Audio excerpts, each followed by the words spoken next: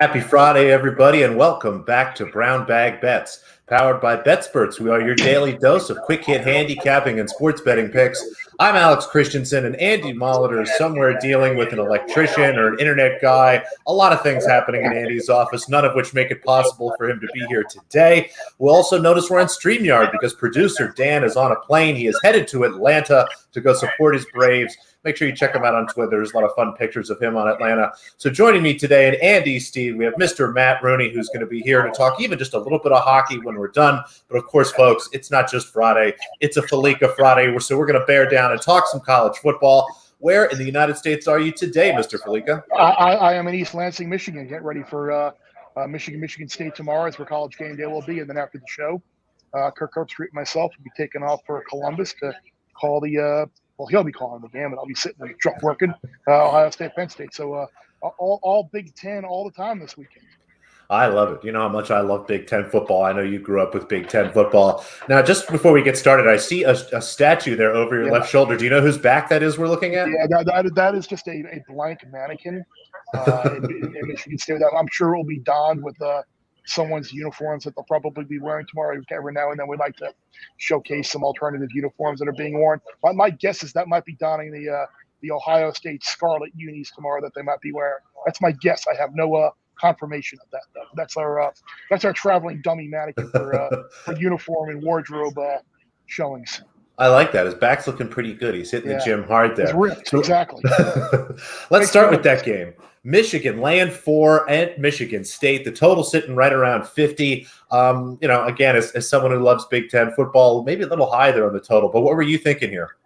Yeah, I think that's probably the thing, high on the total. But these two teams are really similar. And I preface it by I don't think we know really how good either team is. They have a very similar resume. Both teams have a non-conference Power 5 win that sounds better than it actually is. Michigan State beating Miami, Michigan beating Washington. Both teams could have, should have, would have probably lost to Nebraska. But earlier in the week, I was like at 4.5, where this number is right now. I would lean towards taking Michigan State because I didn't think the number was going to go up. And I thought you'd be getting the best of the closing number if you liked the dog. And the number has come down to 4. I noticed it's 3.5 as well in a couple of spots. So that's right. It does give you an opportunity to get off your Michigan State bet if you think you're on the wrong side, or if you want to take a shot at a middle on 4, which is pretty narrow. It's a dart throw, but at least you have that. But Michigan State's been fooling people all year long, and the public has been on them all year, and they covered a couple of games it probably shouldn't have. But it's hard for me to bet against this Michigan State team right now. Yeah, it is pretty tough. What do you think, Matt? Did you have any angles on this game? You know, I originally wanted to take the under, looking at that 50 and thinking that this is going to be, a traditional Big Ten game. But both of these offenses have been able to put up points. So I'm kind of actually leaning towards the over, thinking there might be some back and forth, kind of fourth quarter sneaky cover type thing. But 50 actually, now when I kind of think about it, seems kind of low with the way these two teams have played, with the exception of that I think it was the 1 year where Michigan shut them out in East Lansing. But the over 50 kind of seems like a play for me. Yeah, we'll see. That one will be fun. And the other Big Ten matchup, this is the one that I'll be watching. Penn State plus 19, getting a ton of points going into Ohio State. A place, again, historically where they haven't done too poorly, but just doesn't seem kind of like their year here. The total's at 61. This one I actually thought about maybe taking the over there. It seems like if Ohio State's going to come out and win this game, it's going to be by a lot. What were you seeing, Chris? Yeah, I think it would be Penn State and over for me as well. And I think in the line's probably 2-3 points higher than what it would have been last week after the Penn State loss to Illinois. This is still going to be the best defense that Ohio State has faced, certainly since the loss to Oregon.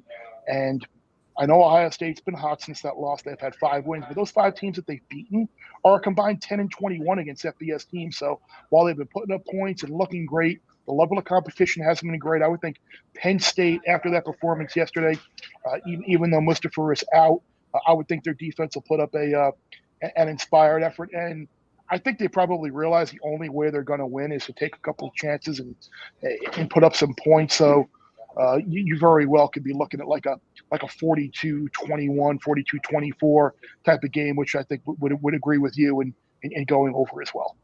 Yeah. I mean, how much should I trust Sean Clifford? Because I feel like he's a quarterback who I've gone a little bit back and forth on this year. He played well against Iowa, not so much last week. And it seems like he's kind of getting more of a benefit of the doubt because he's been there for so long, but it doesn't seem like he performs in a lot. Yeah, it's funny. If you would have asked me that question before the year, I would have said, why is Sean Clifford still starting at Penn State? Yeah.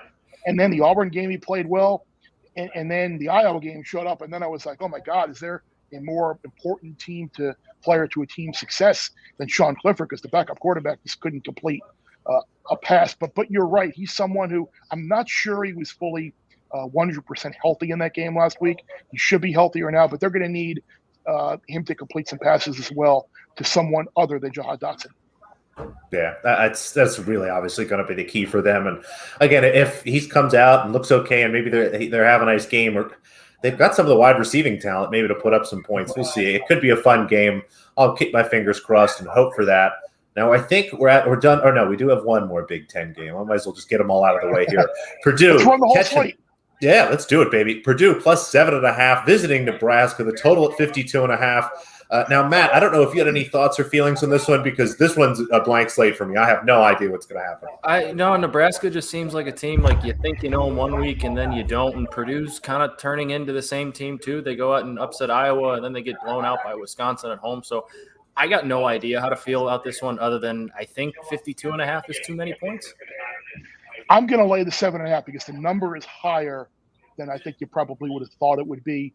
You've got an underdog who will probably be a little bit of attractive because people think, oh, Purdue catching more than a touchdown. They wanted Iowa as a big dog. But I think that Iowa win was more about bad Iowa than it was good Purdue.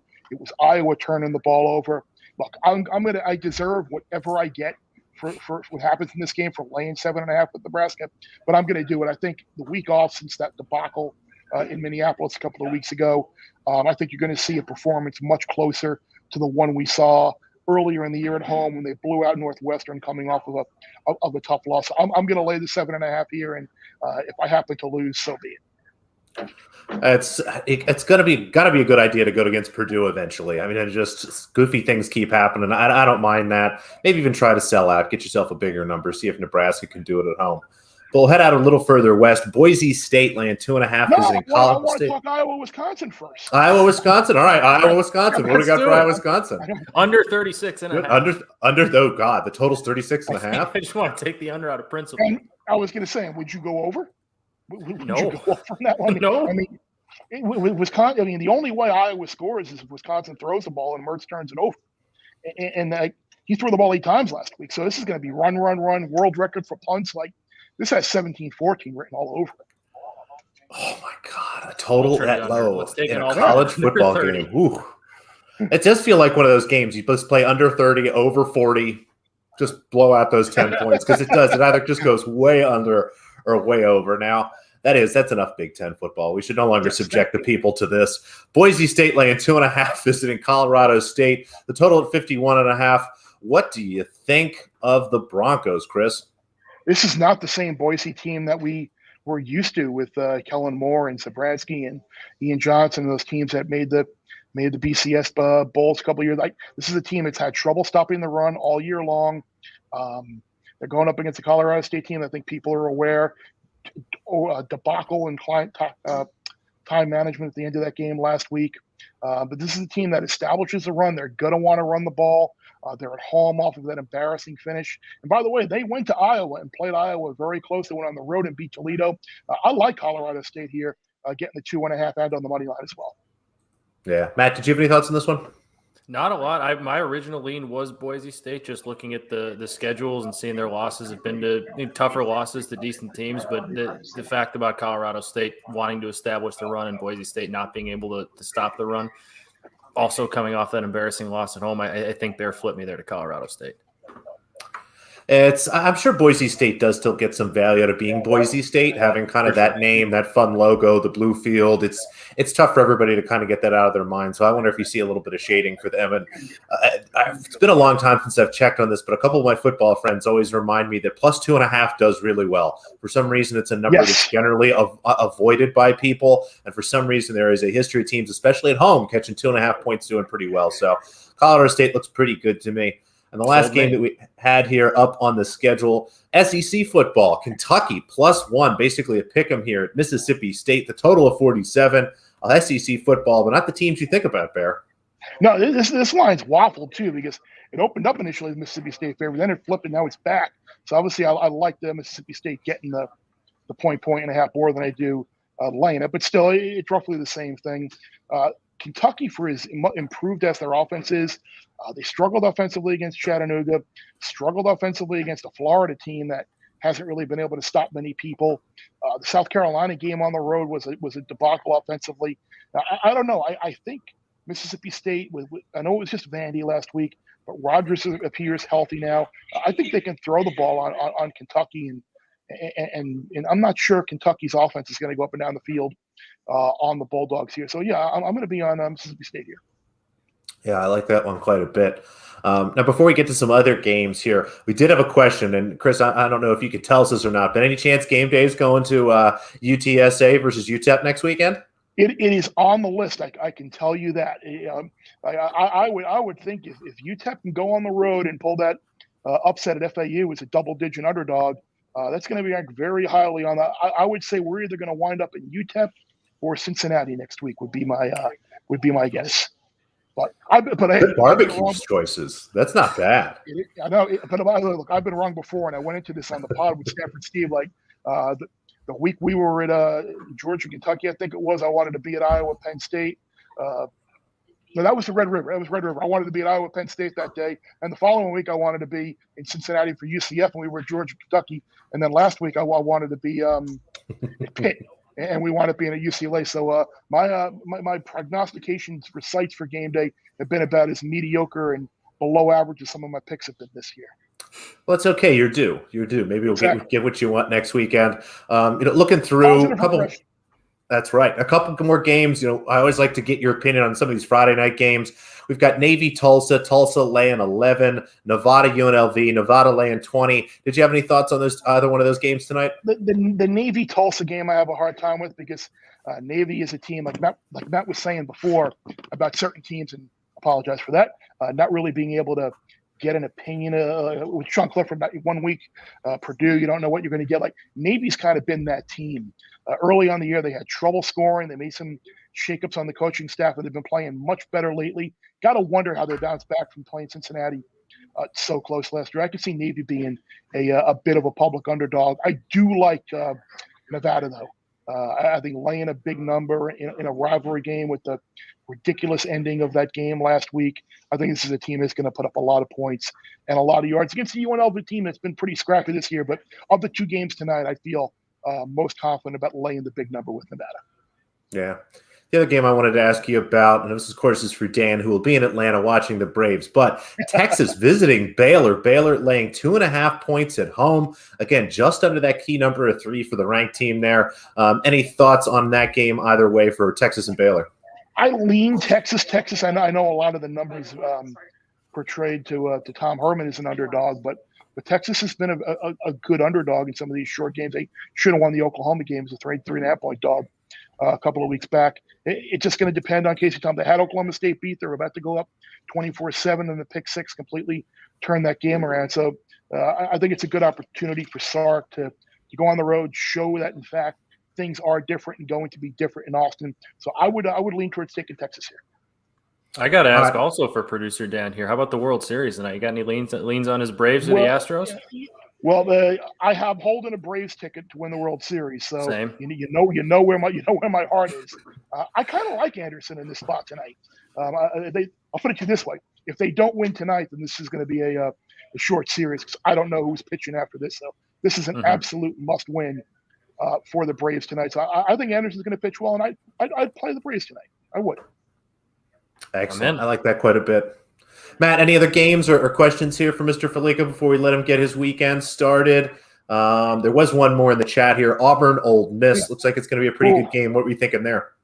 This is the line that I hate the most this week. Early in the week, there were talks about Auburn that maybe having Auburn minus 3 issues. Yeah, that's a scary number because I still don't know how good Ole Miss's defense is. And Auburn's been a team that I wasn't as high on early in the year, but they've played well. So usually when a line stinks like that, I kind of like to err on the side that it's stinking towards. So if I had to play the game, I would play Auburn, but it's just a confusing number. And I think Ole Miss, with the injuries that they have on the offensive side of the ball, this could be this could sway me towards Auburn a little bit, especially if there are no suspensions like was rumored early in the week down the plains. Yeah, I agree. If you can get the full roster there, Auburn at home looks pretty scary. Matt, anything for you? Irish going to cover at home against North Carolina. That hook scares me. The 3 in the hook scares me. It's interesting because I put out a note earlier in the week about Notre Dame and how I think they've kind of got this perception of like being overrated and stuff. They've each of the last 35 games that they've been a favorite, they've won outright. So like they don't lose these types of games where they've been a short favorite. North Carolina's defense hasn't been able to stop anybody this year. And we were talking before we came on here about how Notre Dame the last couple of weeks, they plugged some players in. The Virginia Tech game really seemed to be a big win to get them going momentum-wise. Williams ran the ball much better last week. I do wonder if they are going to have an answer defensively for Josh Downs, but it could potentially lead to an over type of game because the North Carolina offense has put up some points. So I think over might be a way to lean here. Excellent. Awesome. Well, thank you, Chris. We really appreciate it. Thanks for answering all our questions, for giving me all your games. Have fun. Enjoy picking out a jersey for the very good-looking mannequin. We're actually getting a little look at his behind there. He is, you're right, he is in shape. That guy is, got to get him out there playing some football. Those round boys. All right, Chris, thanks, bud. Have a great weekend. Thanks, Chris. All right, Maddie. Mr. Fallica, always bringing the heat and the noise. I could talk college football with him. Could have stayed on here another hour, just gone through the entire slate. I think he would have been able to tell me everything about every game. Always fun. He really would. That's good. Make sure, again, you listen to his podcast with Stanford Steve. It's really fantastic. And then Game Day, he's always on there. One of the things I always like about him, I think it means quite a bit that there was a producer that was so knowledgeable and good to talk about that they kind of forced him on screen eventually over the years. I don't know if you remember, it started off as they would mention stuff Bear said, and they put him as a little screen in the bottom corner, and then the screen used to get bigger and bigger. And now he's got a segment. That's right. All right, let's jump into some other stuff. We'll wrap it up. We got some stuff here for the weekend quickly. I'll start with some NBA picks here. The Cleveland Cavaliers getting 8 points tonight against the Lakers. Just going to continue to fade the Lakers. The way this team looks, the way I have them rated here, I have this only as like a Lakers by 5 game, and that assumes, for the most part, that LeBron James is playing. He took the last 2 games off. Curious to see if he does. The Lakers can probably win this game without him. Russell Westbrook has continued to push the pace in a really, really big way. So if Russell Westbrook and Anthony Davis are playing tonight, I'm curious to see if LeBron takes the night off. Either way, this Cleveland team has done very well. They've been an underdog all year. They continue to fight. Was able to grab a 9 on this earlier. Believe I still see some 8s out there. Would play this down to 8.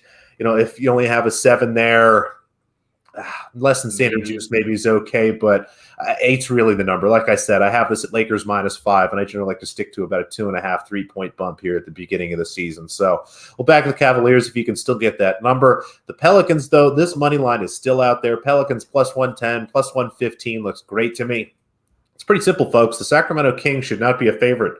They should not be a favorite on the road. They're on the road tonight, and they are still the Sacramento Kings. The Pelicans, I think, getting very underrated. We know that Zion Williamson continues to be out. It's been a long time since he's played basketball. I think we have to go back to like last May, even April, so we're approaching about half a year. But they picked up Jonas Valanciunas this offseason, someone who brings a lot of value from night to night. Just a really kind of nice lunch pail guy, comes out a positive force on offense, knows how to be just good enough on defense to be a net positive for the whole game. I think Brandon Ingram enjoys being the best player on this team. Devontae Graham loving the opportunity to be a locked-in starter instead of having to fight for minutes in the ball with Charlotte.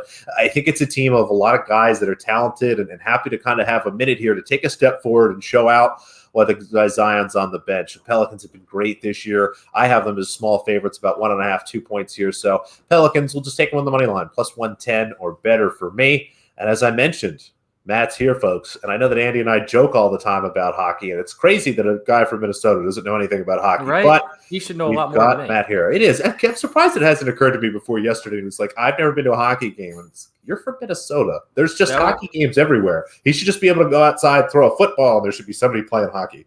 That was an eye-opener. I did not expect to hear that one from Andy. I'm sticking with some unders tonight. I gave you on Wednesday night an over 7 in Oilers and Flyers, and that hit. And as much as I like betting overs, I think the unders are the plays tonight. Ducks and Knights are both struggling to score this year. And while Vegas is off to a slower-ish start defensively, historically they play pretty good defense. And against a team like the Ducks, I expect them to be able to limit the scoring there. Caps Coyotes under 6. This is really just a fading of the Coyotes' ability to score against a very good team in Washington. Washington's power play is, I believe, right around top 10 in the NHL. They're, I think, the highest scoring team in the NHL with close to 5 goals a game. But this is me hoping they stick to under 5. They score under 5 here and win 4-1, which I think probably happens. I think the worst you're going to do there is a push. Why not a Coyotes team total under? That's a good point. If you wanted to hop on that too, I would be very interested to say it'd be very interesting. This could be a little tougher to find. Yeah, hockey odds aren't quite as prevalent as you find with the team odds. But if you like the Coyotes under total there as well, I would not. 2.5. Ooh, 2.5 unders -1. It's -170. Yeah, that's a no. That's you find a lot of those prices like that too, where you'll see that, or like a first period over when the Blackhawks years ago were making had that run of first period overs. The over always stays the same. The total almost always stays the same.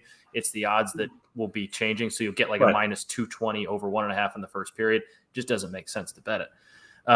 Caps then -1.5. If I know the Coyotes can't score, and I think the Caps are going to score a lot, I'm willing to lay a little bit of that juice at -125 and roll the dice that a better team in the NHL beats an actively tanking team in the NHL at home by 2 or more. So that one that's a philosophy of mine when I see NHL games. Really good teams always lay the 1.5 against really bad teams, unless the juice is down, -150, -140. They won't let me parlay the -1.5 with the under. That must be, I guess they're correlated. That's unfortunate. Well, unfortunate. Our friends at FanDuel, will they let you use the same game parlay?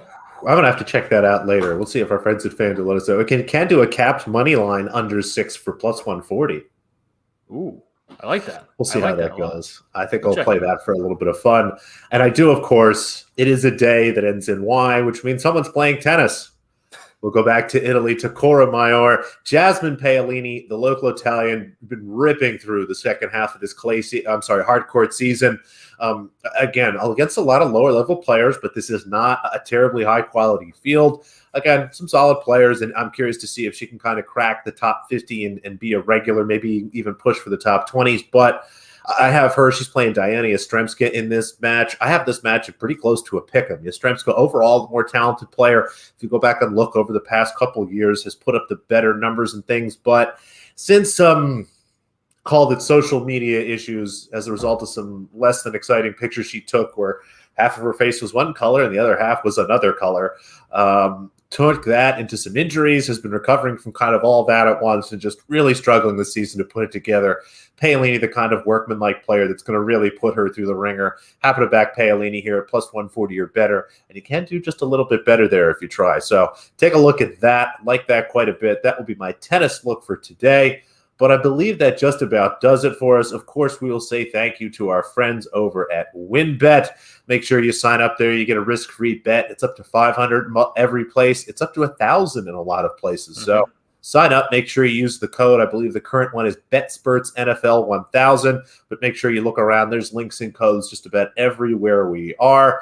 Are we still giving stuff away? Do we still have any of those hats and fleeces left? I don't know if we're still giving stuff away right now. I can check in on it with Reed and see if we're still giving some of those things away. I don't know. I'm not sure it's dead, but I don't know for certain. So I don't want to tell people to go claim some stuff. I don't know. At the very least, you get some free money. And of course, speaking of free money, we also have to thank our friends from PrizePicks. Unfortunately, I don't think I see a PrizePicks. I don't think we have a graphic in there. We'll have to get a graphic in there. Sign up using promo code BBB. I will.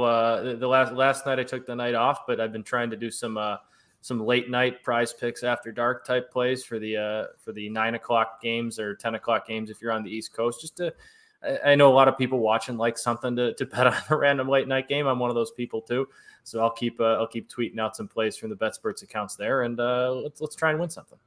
That's right. Again, you heard Chris Richardson yesterday, the head of emerging markets. What a fun business card that would be. Talk about it. It is a really fun thing to use. And of course, you can link it in with 4 for 4. They've got the tool there. They'll basically tell you what to do. It's great. It's a lot of fun. Again, if you sign up, you get $100 for free. And usually there's some other bonuses and things going on. I do believe Kyler Murray completed a pass yesterday, so everybody got their free $25 from that. Not the last one, but he completed one. Well said. Anything else here for the people before we wrap it up for the weekend? No. Hey, good luck on your bets this weekend. Thanks, everybody. Have a great weekend. Good luck to Andy getting his electricity and internet back on, and we'll see you on Monday.